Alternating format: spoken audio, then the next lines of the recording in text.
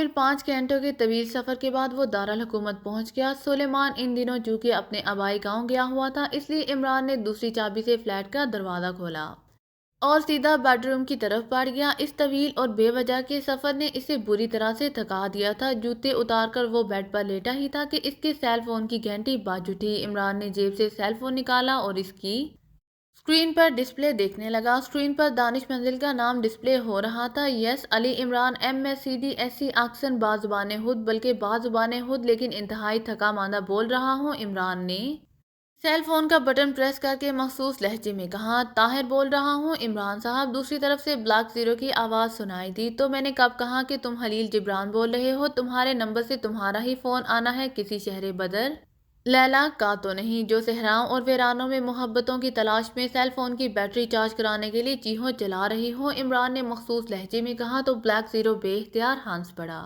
اگر آپ مصروف نہیں ہیں تو کیا تھوڑی دیر کے لیے دانش منزل آ سکتے ہیں؟ بلیک زیرو نے فوراً سنجیدہ ہوتے ہوئے کہا، تھوڑی دیر سے تمہاری کیا مراد ہے اور تم سے یہ کس نے کہہ دیا کہ میں مصروف نہیں ہوں؟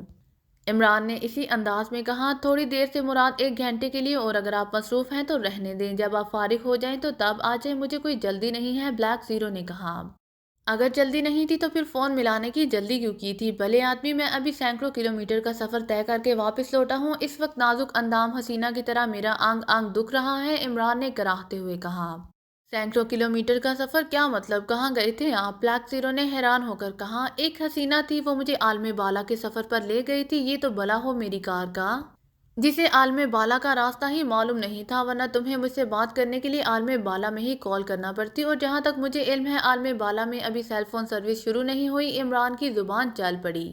میں کچھ سمجھا نہیں، بلیک زیرو نے حیرت بھرے لہجے میں کہا، اگر تم میں سمجھ ہوتی تو تم دانش منزل میں نہ بیٹھے رہتے، اب تک تم چاند کے ساتھ سورج کو بھی تسخیر کر چکے ہوتے۔ بہرحال بتاؤ کہ اگر کوئی ایمرجنسی ہے تو میں ابھی آ جاتا ہوں، ورنہ کچھ دیر آرام کرنے کے بعد ہی آؤں گا۔ عمران نے کہا، ایمرجنسی تو خیر نہیں ہے، لیکن ایک اہم اطلاع ہے جو شاید آپ کے لیے کسی ایمرجنسی سے کام نہ ہو۔ بلیک زیرو نے کہا، کیسی اطلاع؟ عمران نے کہا، پاکیزہ کے جنوبی علاقے وادی واران میں جہاں پاکیزہ کا ایک جدید اور اسپیشل سٹور ہے جسے زیرو بینک کہا جاتا ہے، وہاں پاکیزہ کا ایک خصوصی اسلحہ سٹور کیا گیا ہے۔ زیرو بینک میں ایک اسپیشل سیل بنایا گیا تھا، اس سیل میں یورینیم سمیت پلاٹینیم اور ایسی ہی دوسری قیمتی دھاتیں بھی سٹور کی گئی تھیں۔ بلیک زیرو نے کہا، میں جانتا ہوں، آگے کہو۔ عمران نے کہا، زیرو بینک میں پاکیزہ نے حال ہی میں دریافت ہونے والی ایک قیمتی دھات سٹار 1 بھی سٹور کی تھی۔ یہ دھات پاؤڈر کی شکل میں تھی جس کا وزن 10,000 گرام تھا۔ دھات جسے S1 کہا جاتا ہے یورینیم اور پلاٹینیم کا متبادل ہے۔ 10,000 گرام یورینیم اور اتنی ہی مقدار میں پلاٹینیم کی طاقت 1 گرام S1 کی طاقت کے برابر ہے۔ اور بلیک زیرو نے کہا،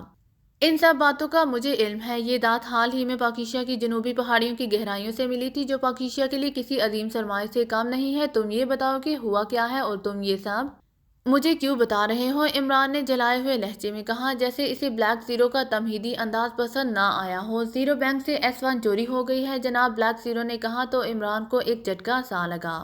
S1 چوری ہو گئی ہے؟ یہ تم کیا کہہ رہے ہو؟ کیسے چوری ہو گئی ہے یہ دھات؟ عمران نے حیرت بھرے لہجے میں کہا، میں نہیں جانتا، مجھے ابھی تھوڑی دیر پہلے زیرو بینک کے سیکیورٹی چیف کرنل شفقت مرزا کی کال آئی تھی، وہ چونکہ ڈائریکٹ مجھے جواب دہ ہیں اس لیے اس نے مجھے صورتحال سے آگاہ کیا ہے۔ بلیک زیرو نے کہا، زیرو بینک میں S1 رکھی گئی ہے، یہ بات فائق کرنل شفقت مرزا کے کوئی نہیں جانتا تھا، اور کرنل شفقت مرزا نے ہی زیرو بینک کا اسپیشل سیل S1 سٹور کرنے کے لیے چنا تھا۔ اس کے لیے اس کی حفاظت کی تمام تر ذمہ داری اسی کی تھی، جب اس کے سوا کسی کو معلوم نہیں تھا کہ زیرو بینک کے سیکرٹ سیل میں S1 موجود ہے، تو پھر S1 وہاں سے چوری کیسے ہو گئی؟ عمران نے حیرت بھرے لہجے میں کہا، وہ خود بھی حیران ہے عمران صاحب، آج سرداور نے اسے کال کر کے ٹیسٹنگ کے لیے S1 کی کچھ مقدار منگوائی تھی۔ کرنل شفقت مرزا کے کہنے کے مطابق جب وہ سیکرٹ سیل میں گیا تو S1 وہاں موجود نہیں تھی۔ بلیک زیرو نے جواب دیا، وہاں نہیں تھی تو کہاں ہے S1؟ کرنل شفقت مرزا نے S1 کی حفاظت کے لیے کیا انتظامات کیے تھے اور S1 وہاں کس چیز میں رکھی گئی تھی؟ عمران نے کہا،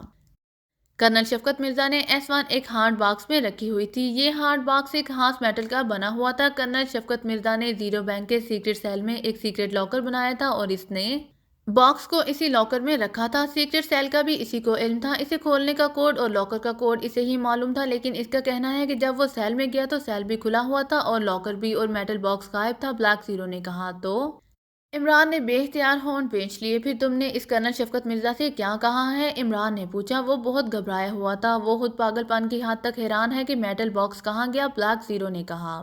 میٹل باکس کے غائب ہونے کے بارے میں اس نے اور کسے بتایا ہے؟ عمران نے پوچھا۔ صرف مجھے، اور میں نے اسے سختی سے منع کر دیا ہے کہ وہ ابھی اس بارے میں کسی سے بات نہ کرے، بلیک زیرو نے کہا۔ لیکن سرداور نے جو اسے سیمپل منگوایا ہے اس کا کیا ہوگا؟ عمران نے پوچھا۔ اس کا مسئلہ نہیں ہے، کرنل شفقت مرزا نے احتیاطاً پہلے سے ہی میٹل باکس سے چند گرام S1 کا ایک چھوٹا پیکٹ بنا کر سیف کے ایک اور خفیہ خانے میں رکھا ہوا تھا تاکہ جب کسی لیبارٹری سے اس کا سیمپل منگوایا جائے تو اسے میٹل باکس کھولنے کی ضرورت نہ پڑے اور وہ پیکٹ سے سیمپل بھیج دے۔ اس نے ایسا ہی کیا ہے، سرداور کو سیمپل پہنچانے کے بعد اس نے مجھے کال کی تھی، بلیک زیرو نے کہا۔ اب کہاں ہے کرنل شفقت مرزا؟ عمران نے الجھے ہوئے لہجے میں پوچھا۔ سرداور کو سیمپل دینے کے بعد وہ واپس زیرو بینک پہنچ گیا ہے اور اپنے طور پر تحقیقات کر رہا ہے کہ میٹل باکس کیسے چوری ہوا اور اس چوری میں کون ملوث ہو سکتا ہے، بلیک زیرو نے کہا۔ ٹھیک ہے، مجھے خود وہاں جانا پڑے گا۔ S1 انتہائی قیمتی دھات ہے جس سے پاکیزہ کی تقدیر بدلی جا سکتی تھی۔ اس دھات کا اس طرح چوری ہو جانا نیک شگون نہیں ہے، عمران نے ہونٹ چباتے ہوئے کہا۔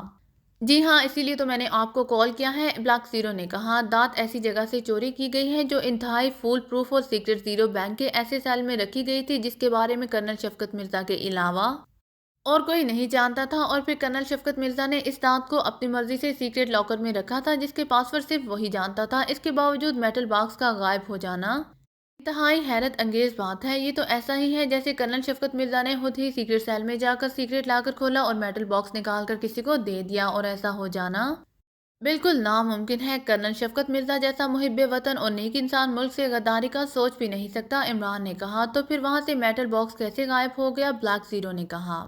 جیسے بھی ہوا ہے اسے تلاش کرنا بے حد ضروری ہے۔ میں پاکیزہ کا سرمایہ کسی اور کے ہاتھ نہیں لگنے دوں گا، یہ ملک و قوم کی امانت ہے اور میں کسی کو اس امانت میں خیانت نہیں کرنے دوں گا، عمران نے سرد لہجے میں کہا۔ تو کیا اب آپ زیرو بینک جائیں گے؟ بلیک زیرو نے پوچھا۔ ہاں، میں کرنل شفقت مرزا سے جا کر بات کروں گا اور دیکھوں گا کہ اس نے حفاظت کے جو انتظامات کیے تھے وہ کس حد تک فول پروف تھے، اور ان انتظامات کے باوجود S1 کیسے چوری ہو گئی، عمران نے کہا۔ تو کیا میں کرنل شفقت مرزا کو بتا دوں کہ آپ X2 کے نمائندے کی حیثیت سے وہاں پہنچ رہے ہیں؟ بلیک زیرو نے پوچھا۔ ہاں بتا دو، اور جولیا کو بھی فون کر کے میرے فلیٹ میں بھیج دو تحقیقات کرنے کے لیے، وہ بھی میرے ساتھ ہی جائے گی، عمران نے کہا۔ اوکے، بلیک زیرو نے کہا، اور عمران نے اسے چند مزید ہدایات دے کر رابطہ ختم کر دیا۔ وہ انتہائی الجھا ہوا تھا۔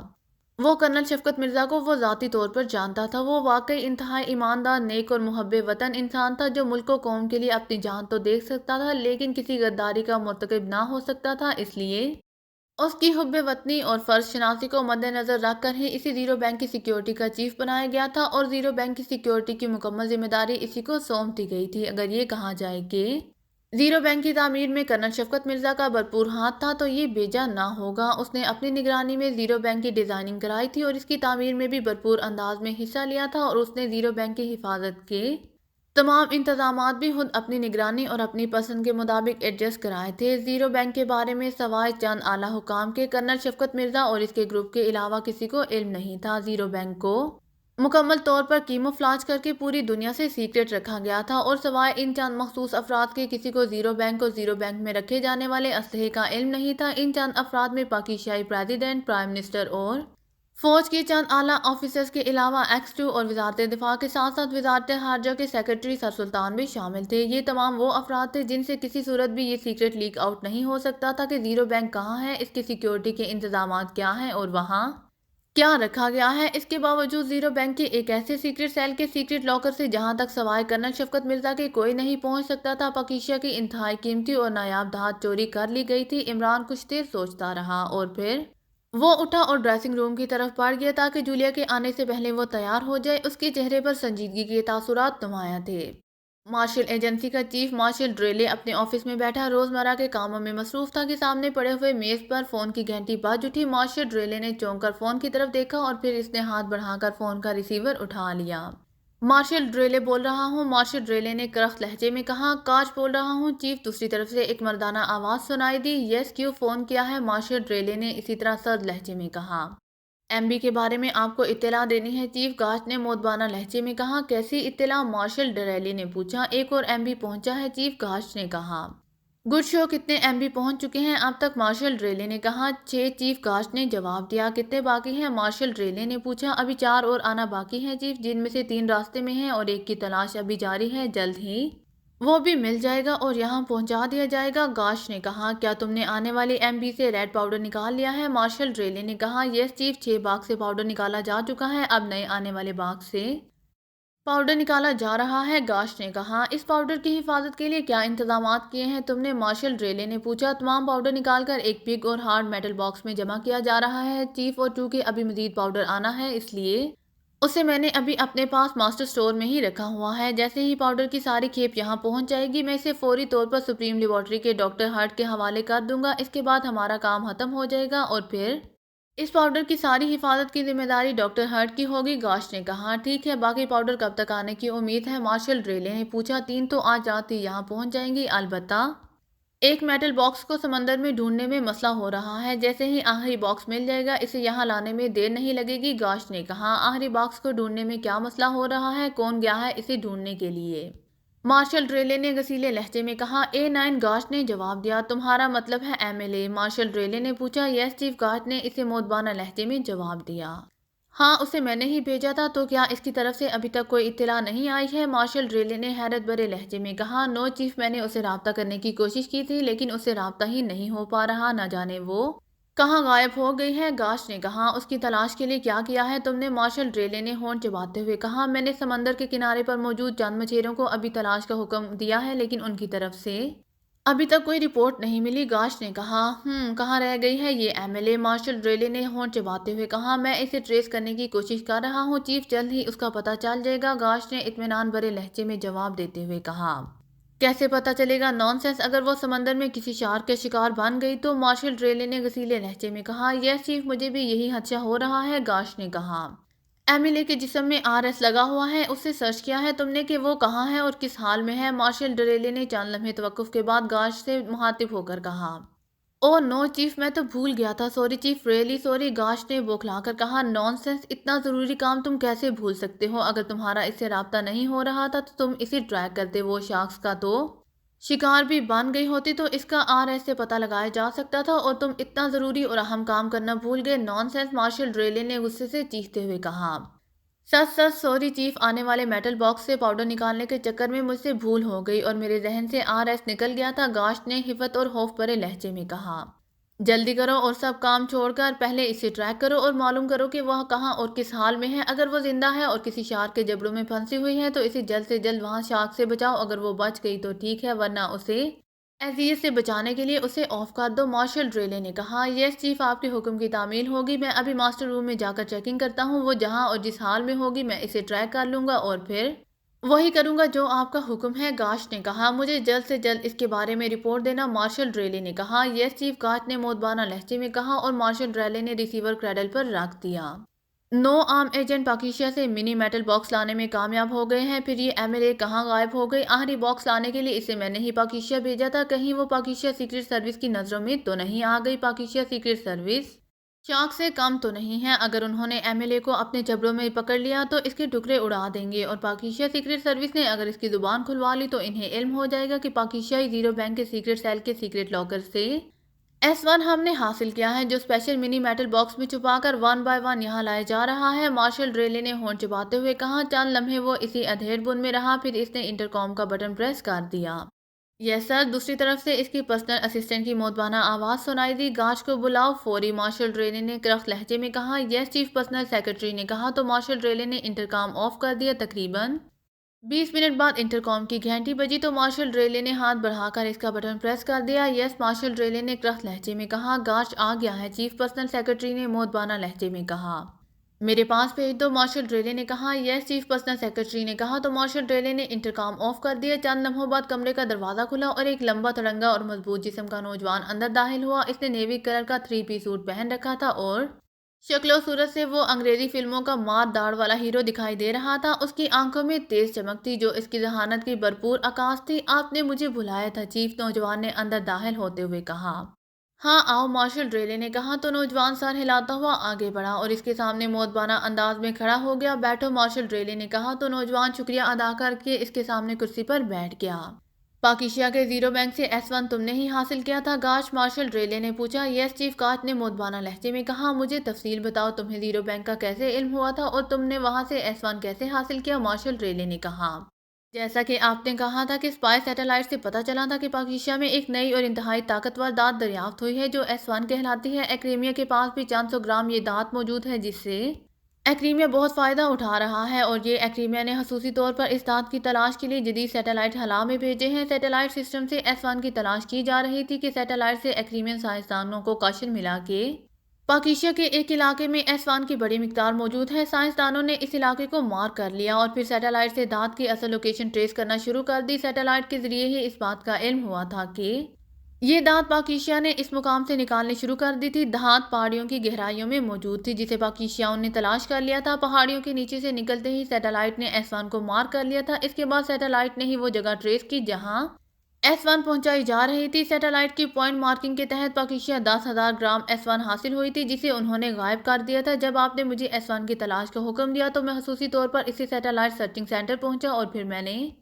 S1 ٹریس کرنے کے لیے ان سے مزید مدد مانگ لی۔ سرچنگ سینٹر سے مجھے اس مقام کا پتہ چلا جہاں جانے کے بعد S1 کا سیٹلائٹ سسٹم پر کاشن ملنا بند ہو گیا تھا۔ میں نے وہ علاقہ مارک کیا اور پاکیشیا پہنچ گیا۔ پاکیشیا جا کر میں نے اس علاقے کی سرچنگ کی اور خصوصی سائنسی آلات سے جب میں نے اس علاقے میں ریڈ ریز سے چیکنگ کی تو مجھے اس علاقے میں پہاڑیوں کے درمیان میں وادی زمین دوز ایک خفیہ اسٹور کا علم ہوا۔ میں نے بھرپور انداز میں اس اسٹور کی تلاش شروع کر دی۔ پہاڑیوں کے پیچھے رہنے والے چند افراد سے جب میں نے معلومات حاصل کرنے کے بعد مجھے زیرو بینک کا علم ہوا، اور پھر جب میں نے اپنی معلومات کا دائرہ وسیع کیا تو مجھے پتہ چل گیا کہ وہاں زیرو بینک کس مقصد کے لیے تیار کیا گیا ہے۔ زیرو بینک کی سیکیورٹی کے بارے میں بھی میں نے معلومات حاصل کی، اور پھر جلد ہی مجھے وہاں کی سیکیورٹی انچارج کرنل شفقت مرزا کی تلاش شروع کر دی، اور جلد ہی مجھے کرنل شفقت مرزا کی رہائش گاہ کا علم ہو گیا۔ میں نے کرنل شفقت مرزا کی رہائش گاہ میں ایک گارڈ کی نوکری حاصل کی اور پھر اس وقت کا انتظار کرنے لگا جب کرنل شفقت مرزا ڈیوٹی آف کر کے واپس گھر آتا تھا۔ کرنل شفقت مرزا ہفتے میں ایک بار ہی اپنی رہائش گاہ آتا تھا۔ جب وہ آیا تو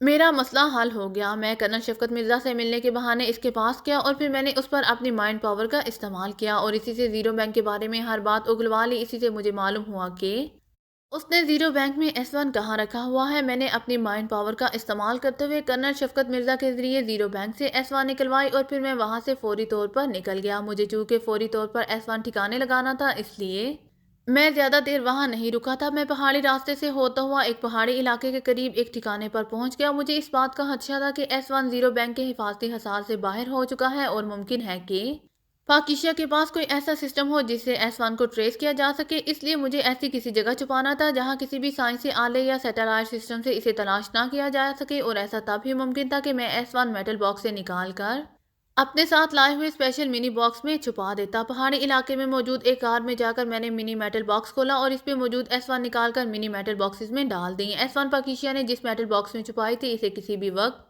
سیٹلائٹ سسٹم سے ٹریس کیا جا سکتا تھا، اس لیے مجھے فوری طور پر اس میٹل باکس کو اس علاقے سے دور لے جا کر ضائع کرنا تھا۔ میں نے S1 منی میٹل باکسز میں چھپائی ہوئی تھی اور پاکیشیا کا میٹل باکس لے کر وہاں سے نکل گیا، اور پھر میں نے میٹل باکس کو دور لے جا کر ضائع کر دیا۔ میں نے 10 منی میٹل باکسز میں S1 چھپائی تھی۔ چونکہ میں تمام منی میٹل باکسز اپنے پاس نہیں رکھ سکتا تھا اور نہ ہی میں انہیں لے کر پاکیشیا سے نکل سکتا تھا، اس لیے احتیاط کے پیش نظر میں نے منی میٹل باکسز کو انہی پہاڑیوں میں مختلف مقامات پر چھپا دیا تاکہ کسی بھی طرح پاکیشیائی سیٹلائٹ کو ان منی باکسز کا پتہ نہ چل سکے۔ اس کام میں مجھے وقت تو لگا تھا لیکن میں اپنے مقصد میں کامیاب ہو گیا، اور پھر آپ کا حکم ملتے ہی میں ایک منی باکس لے کر لوٹ آیا۔ میں نے آپ کو وہ نقشہ فراہم کر دیا تھا جو اسی پہاڑی علاقے کا ہے جہاں میں نے 9 مختلف مقامات پر وہ منی میٹل باکسز چھپائے ہیں۔ کاش نے ساری تفصیل بتاتے ہوئے کہا۔ تم نے ان جگہوں پر ایسی نشانیاں لگا دی تھی کہ شناخت آسان ہو سکے جہاں S1 کے منی میٹل باکسز موجود ہیں، مارشل ریلے نے کہا۔ یس چیف، میں نے ان جگہوں پر زی فلام ریز سے نمبرز لگا دیے ہیں۔ ان نمبروں کو عام انسانی آنکھوں سے نہیں دیکھا جا سکتا، ان نمبروں کو کلائر فلام اور بلیک کرسٹل کے بنے شیشوں کے چشموں سے ہی دیکھا جا سکتا ہے، گاش نے کہا۔ میں چونکہ رسک نہیں لینا چاہتا تھا اس لیے ان 9 میٹل باکسز کو کسی ایک ایجنٹ کے ہاتھ یہاں منگوانے کی بجائے میں نے تمہارے کہنے پر ایک ایک کر کے ایجنٹوں کو وہاں بھیجا تھا، جنہوں نے تمہاری مارک کی ہوئی جگہوں کو تلاش کیا اور پھر وہاں سے میٹل باکس نکال کر یہاں لے آئے۔ اب تک 6 منی میٹل باکس یہاں پہنچ چکے ہیں، 3 راستے میں ہیں جو آج رات یہاں پہنچ جائیں گے۔ صرف ایک میٹل باکس باقی ہے جسے لینے کے لیے میں نے الگ سے ایک لیڈی ایجنٹ MLA کو بھیجا تھا، لیکن اب اس سے ہمارا کوئی رابطہ نہیں ہو رہا ہے۔ S1 ایسی دھات ہے جو میں ساری کی ساری ایکریمیا لانا چاہتا ہوں۔ 9,000 گرام دھات ہمارے قبضے میں آ چکی ہیں، اب 1,000 گرام دھات باقی ہے جو بدستور پاکیشا کے منی میٹل باکس میں ہے جس میں تمہارا چھپایا ہوا تھا، مارشل ڈریلی نے کہا۔ کس نمبر کا میٹل باکس ہے وہ؟ گاش نے پوچھا۔ اگر آپ کو میری ویڈیو پسند آئے تو please like, share and subscribe کرنا مت بھولیے گا۔ جزاک اللہ۔